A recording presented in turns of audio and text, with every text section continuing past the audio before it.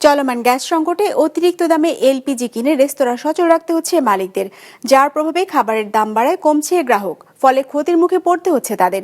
এমন অবস্থায় তিতাস গ্যাসের সরবরাহ বাড়ানোর পাশাপাশি এলপিজির দাম সহনীয় পর্যায়ে নামিয়ে আনার দাবি জানিয়েছেন ব্যবসায়ীরা।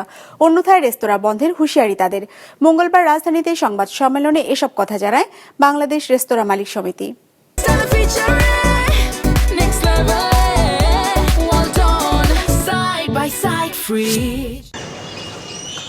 বছর তিনেক আগে যাত্রা শুরু হয় কাবলিওয়ালা রেস্তোরাঁর।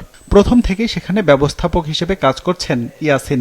বলছিলেন, গ্যাসের এমন সংকট এর আগে কখনো দেখেননি। জানান, তিতাস গ্যাসের লাইনে সরবরাহ চাপ কম থাকায় এলপিজির উপর নির্ভরতা বাড়ছে তাদের।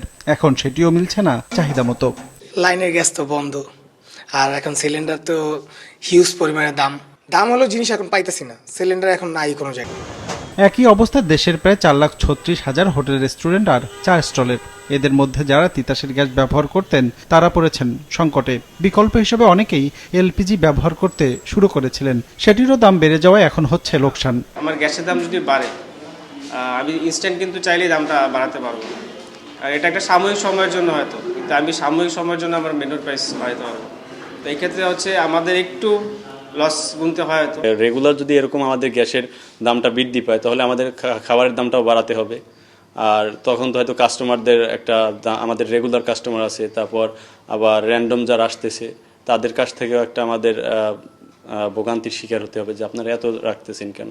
গ্যাসের দাম যেহেতু বেড়েছে, কিন্তু আমাদের হচ্ছে কোনো প্রোডাক্টের আইটেমের দাম আমরা ওইভাবে বাড়াইনি, সেক্ষেত্রে হচ্ছে প্রফিট আমাদের তো কমই হচ্ছে।